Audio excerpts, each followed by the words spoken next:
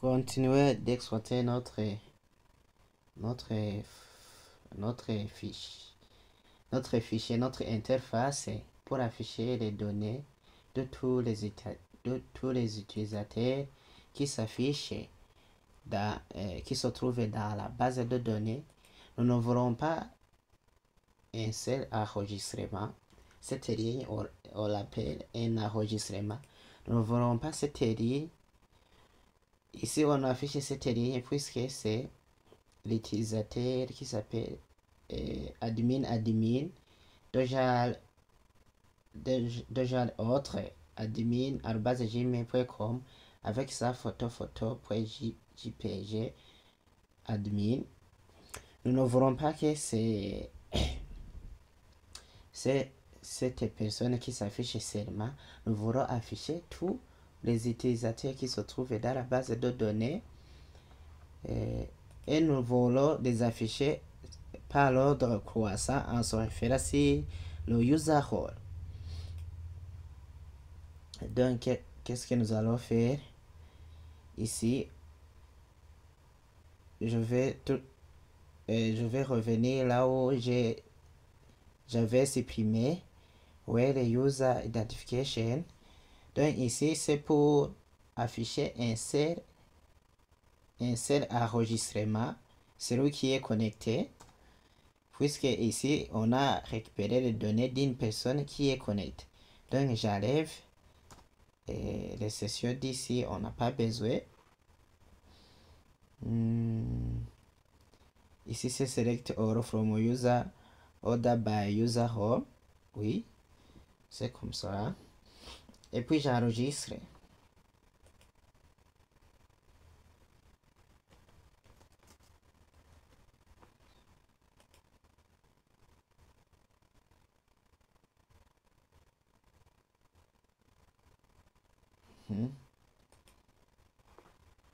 Ici, si je viens ici, si j'actualise, voilà, maintenant toutes les données sont enregistrées.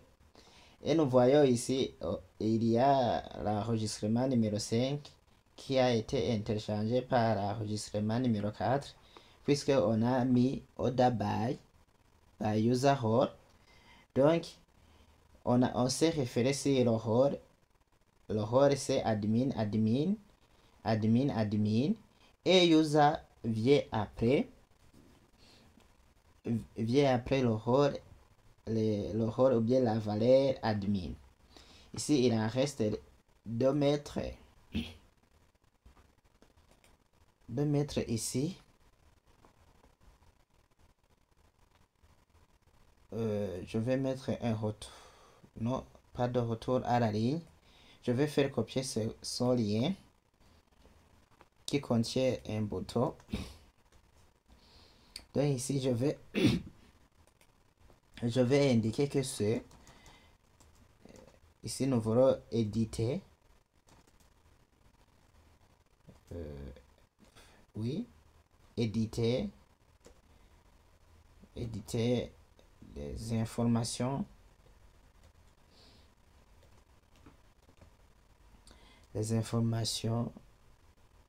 de l'utilisateur. Oui, de l'utilisateur. Éditer les informations de l'utilisateur. Ici, je change. Je change la couleur, je mets quelle couleur? Pourquoi ne pas mettre danger? Qu'est-ce que j'écris? Danger. Et ici, nous voulons créer un fichier qui va nous servir de supprimer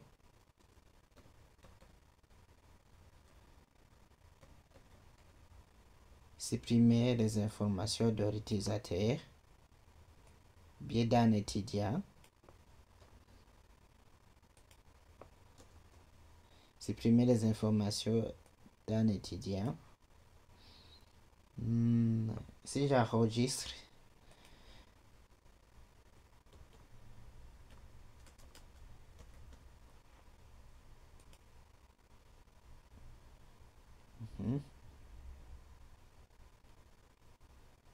Et que j'actualise la page. Maintenant, c'est bon. Chaque utilisateur, je peux éditer ces informations et en fait de les modifier et je peux les supprimer aussi. J'ai un bouton, mais ce bouton n'amène nulle part puisque on n'a pas encore écrit où on va éditer ces informations. On va les insérer après. Maintenant, nous voyons qu'on peut afficher les données de l'utilisateur. C'est un bon débit. Si on arrive à afficher les données ici d'une table. Donc, les données qui se trouvent ici, je les ai récupérées dans un cadre où j'affiche chaque donnée. J'affiche chaque donnée dans un cadre, donc dans un paragraphe. Celui-ci est un paragraphe. Celui-ci aussi est un paragraphe. Il en reste de mettre la mise en forme du titre. Par exemple, je vais donner au titre quelle couleur ici. Je vais mettre du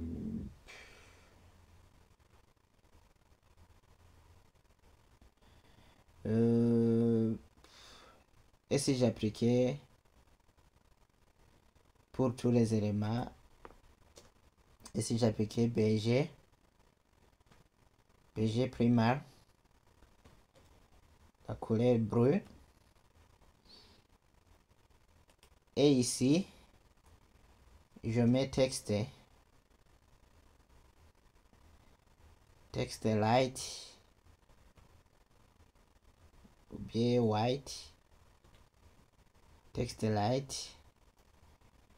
Même chose qu'ici dans body, je mets texte light.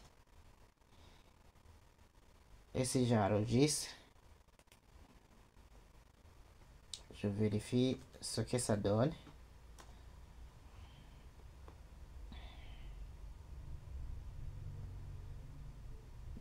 Si j'actualise,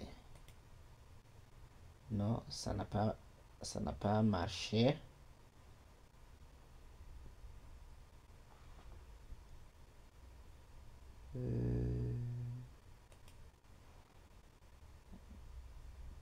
Si je mets texte white, je vais voir ce que ça donne. Sinon, je vais l'appliquer dans l'entête.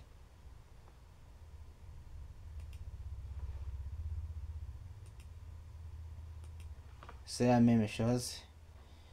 Donc, je vais l'appliquer. La couleur d'arrière-plan, je vais la mettre seulement dans Head, ici. BG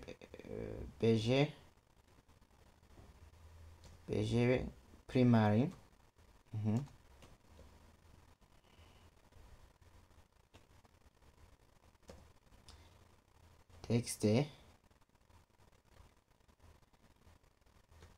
Texte light et je mets texte center. Je vais centrer aussi. Si j'enregistre,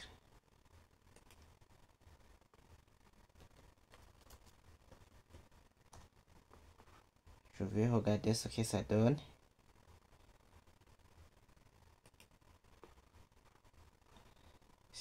Si j'enregistre, et voilà, je vois qu'il y a beaucoup de couleurs. C'est Pika allez. Et c'est Pika ou bien ce n'est pas Pika. je peux laisser comme cela. Je ne vois pas aucun problème.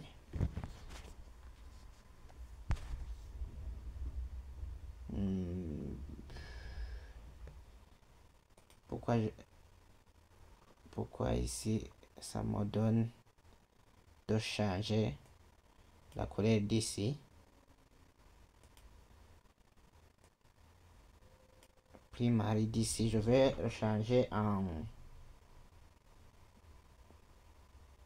warning.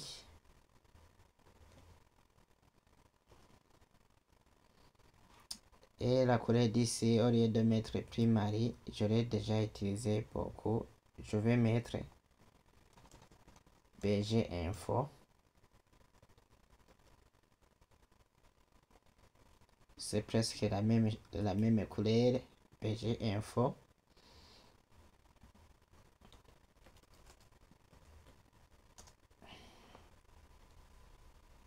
Je vais regarder ce que ça donne.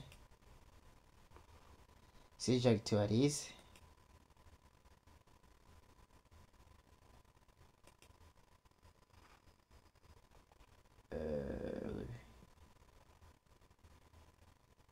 éditer les informations, mais le titre a disparu.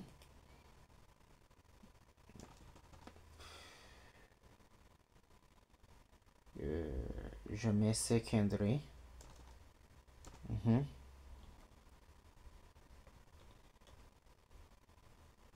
Secondary.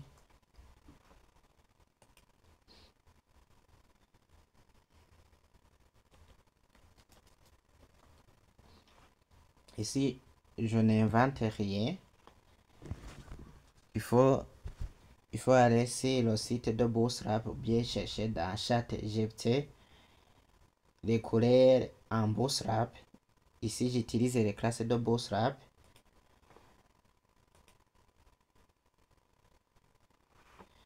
Je crois bien que je peux laisser celui-ci parce qu'on n'a pas encore utilisé ces couleurs. Et voilà, alors nous venons de styliser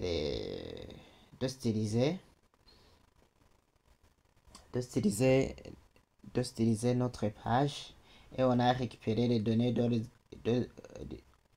des utilisateurs. On les a affichées.